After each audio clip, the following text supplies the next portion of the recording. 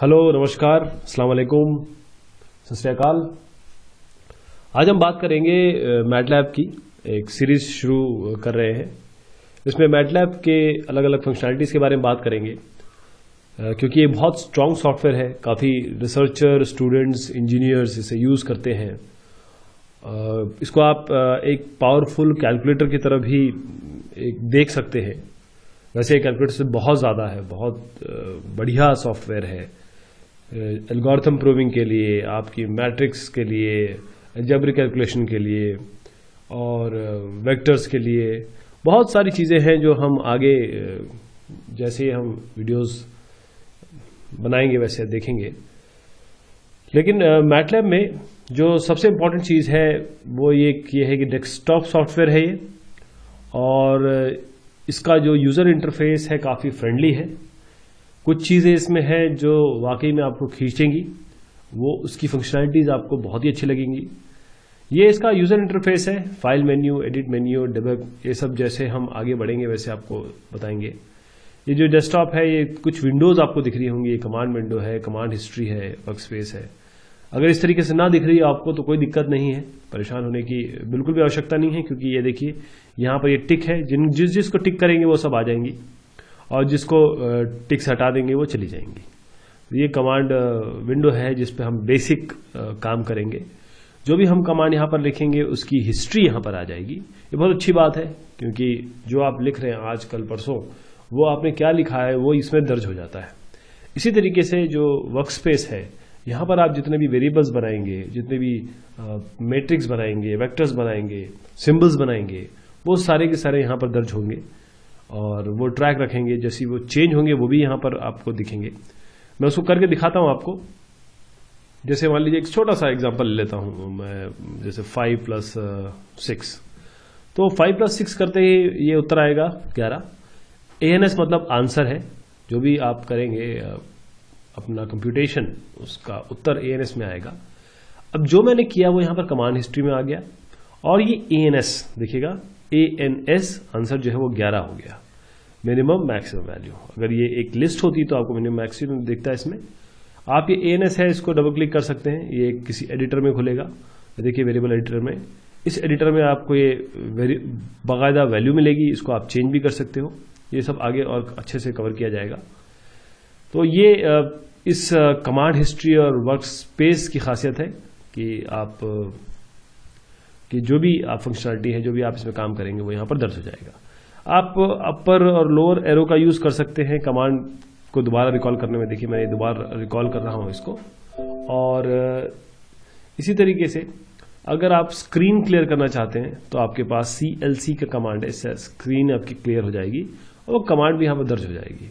इसी तरीके से आपने जैसे वेरिएबल कोई बनाया, अब वेरिएबल के बारे में आगे काफ़ी बात होगी, लेकिन एक छोटा सा एक एग्जांपल ले लेते हैं। वेरिएबल हमने बनाया, मान लीजिए x = 10, और इसको मैंने मुझे अभी एंटर करते ही यहाँ पर ये दिखाई देगा। मैं चाहता हूँ कि ये यहाँ ऐसे दिखाई ना दे, इको ना हो।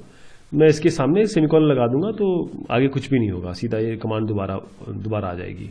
देखिए x = 10 के बाद कुछ नहीं आया। ये fx है, बेसिकली fx फंक्शन। यहाँ जो फंक्शन लिख रहे हैं x = 10 भी एक तरीके से फंक्शन है, या असाइनमेंट फंक्शन है। तो x = 10 आपने जैसे ही दिया तो यहाँ पर एक वेरिएबल बन गया x, और उसको वैल्यू मिल गई 10। आप चाहें तो इस वेरिएबल को हटा सकते हैं। कैसे? आप यहाँ पर जाके राइट क्लिक कर सकते हैं और आपका ये डिलीट कर सकते हैं, या फिर आप कमांड के तौर पे यहाँ पर आप लिख सकते हैं क्लियर x। अगर यहाँ पर आपने मानिए कि आपने जैसे ये x बनाया था, अब मैं एक y भी बना देता हूँ, तो 2-3 हो गए, वो सारे यहाँ दर्ज हो जाएंगे। x और y यहाँ पर सब आ गए, ANS भी आ गया। आपको सबको हटाना है तो आप सीधा एक बार क्लियर ऑल चला दीजिए। ध्यान दीजिएगा कमांड जो है वो केस सेंसिटिव होती है मैटलैब में। तो ये सारी चीज़ें हट गई। अब एक और फंक्शनलिटी मैं आपको बताना चाहूँगा, बहुत इंपॉर्टेंट है। अच्छा, इससे पहले कि मैं आगे बढ़ूँ, ये जो फाइनल मैं आपको फंक्शनलिटी आज के दिन बता रहा हूँ, उसमें यह है कि हर चीज़ जो मैटलैब में है, मैटलैब ही बेसिकली मैट्रिक्स लेबोरेटरी है। तो हर चीज़ जो इसमें देखी जाती है या समझी जाती है, जो इसका कंप्यूटेशन होता है, वो सारी की सारी जो चीज़ है वो मैट्रिक्स होगी। ध्यान दीजिएगा, it will be a matrix. एक नंबर जो होता है वो भी 1 by 1 मैट्रिक्स के तहत ट्रीट होता है। तो इमेज प्रोसेसिंग वाले जितने भी लोग होंगे उन्होंने ज़रूर इसके बारे में सुना होगा, क्योंकि जो इमेज होती है वो भी आपका एक मैट्रिक्स होती है डिजिटल वैल्यूज़ या डिजिटल नंबर्स की। तो इमेज प्रोसेसिंग का बहुत काम होता है इसमें। वैसे सभी चीज़ का काम होता है, लेकिन मैं स्पेसिफिकली बता रहा हूँ क्योंकि इमेज प्योरली मैट्रिक्स होती है, इसलिए इमेज प्रोसेसिंग वाले काफ़ी मतलब को यूज़ करते हैं, बल्कि सभी यूज़ करते हैं। अच्छा, एक फंक्शनलिटी और बताऊँ इसकी, बहुत इंपॉर्टेंट है कि आपके डेस्कटॉप पे आपके कोई भी प्लॉटिंग आप कर सकते हैं जो पॉसिबल है। जैसे अगर आप साइनेक्स के ग्राफ प्लॉट करना चाहते हैं, तो पहले मैं CLC करके क्लियर कर दूं। इसमें क्या है कि आपको पहले एक ड्यूरेशन या फिर आप ये कहें कि आपको वेरिएबल बनाना पड़ेगा। वेरिएबल जो कहाँ से कहाँ तक जाएगा, आपको बताना पड़ेगा कि नंबर्स कहाँ से कहाँ तक जा रहे हैं। उसके लिए एक वेरिएबल ऐसे बनाते हैं हम लोग, 1 से अगर चाहें आप 1 से शुरुआत करना चाहेंगे और 0.1 या जो भी डिफरेंस के तहत आप किस तक पहुंचना चाहेंगे, 10 तक। आप चाहते हैं 1 से लेकर 10 तक ग्राफ चले मेरा, एक्स एक्सिस पे मेरा 1 से 10 हो और जो नंबर्स का वेरिएशन हो वो 0.1 हो। तो इस तरीके से आप बनाएंगे। इसके बारे में भी काफ़ी बातचीत होगी आगे। ये तो आज अभी मैं ये बताना चाह रहा हूँ कि प्लॉटिंग कैसे होगी, कितना स्ट्रॉन्ग आपका ये सॉफ्टवेयर है। यहाँ पर सेमीकोलन लगा देता हूँ, हमारे पास ये आ गया x। अब मैं जो प्लॉट केवल एक फंक्शन लिखते ही, मैं साइन एक्स प्लॉटिंग कर रहा हूँ, एक्स एक्सिस पे x हो और y एक्सिस पे इसका साइन x का साइन वैल्यू हो। तो उसके लिए आप यहाँ पर x करिए, x कॉमा यहाँ पर साइन x, ब्रैकेट में लिखेंगे साइन x को, और बस यहाँ पर आप एंटर कर दीजिए।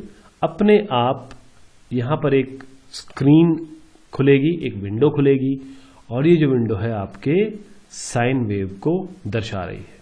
आपने 1 से 10 बनाया था, 1 से 10 ये हो गया, और यहाँ से लेकर हर एक वैल्यू का जो साइन वैल्यू है वो यहाँ पर आपको दिखाई दे रही है। इसी तरीके से यहाँ पर काफ़ी चीज़ें हैं जो हमें आगे एक्सप्लोर करेंगे। एक इम्पॉर्टेंट चीज़ आप को दिखा दूँ, ये डेटा कर्सर है। इस डेटा कर्सर को लेके आप किसी भी पॉइंट पर अगर आप रखते हैं तो आपको उस पॉइंट की प्रॉपर वैल्यू मिल जाएगी। डेटा कर्सर काम ये क्या करता है कि आपको एक पर्टिकुलर पॉइंट की यहाँ पर ये वैल्यू दिखा देगा। इसी तरीके से आपके पास ये जो ग्राफ है इसको सेव करने की पॉसिबिलिटी है। आप इस ग्राफ को रीयूज कर सकते हैं, इस ग्राफ को आप एक्सपोर्ट कर सकते हैं। तो बहुत सारी चीज़ें इसमें आपके पास अवेलेबल है। ये देखिए, ये पॉइंट मैंने एक दिया है और इसमें एक वैल्यू आ गई। अब मैं जो मूव कर रहा हूँ, ये अपना एरो, कीबोर्ड में जो एरो है, अप एरो और डाउन एरो, उससे मैं इसको मूव कर रहा हूँ। तो ये मूव भी कर सकते हैं आप। ये कितना इंटरैक्टिव है, कितना यूजफुल है, आप इसी से अंदाज़ा लगा सकते हैं। तो ये बात हो गई आज आपके बेसिक यूज़र इंटरफेस की। ये कमांड विंडो है, कमांड हिस्ट्री और ये वर्कस्पेस। हाँ, एक और जिस जगह आप काम कर रहे हैं वो करंट फोल्डर ये है। ये मैंने यहाँ पर क्लिक करके खुलता है। आपको बताया जैसे डेस्कटॉप पे जाके आप चीज़ें इसमें जोड़ सकते हैं, घटा सकते हैं। ये करंट फोल्डर यहाँ पर है। देखिए, अगर आपको कोई फाइल बनानी है तो राइट क्लिक करके आप न्यू फाइल, यहाँ पर ये सब चीज़ें बनती हैं। आप स्क्रिप्ट बना सकते हैं, function, model, class, zip file, numeration, ये सब यहाँ बना सकते हैं। वो आप जैसे ही बनाएंगे, जैसे मान लीजिए मैं स्क्रिप्ट बनाना चाहता हूँ तो आपको ये पाथ पूछेगा और पाथ पे जाके आप इस चीज़ को बना सकते हैं, रिकॉल कर सकते हैं। तो बहुत शुक्रिया, बहुत धन्यवाद। आगे काफ़ी बात होगी और आपके लिए ऑल द बेस्ट मैटलैब के लिए। शुक्रिया, धन्यवाद।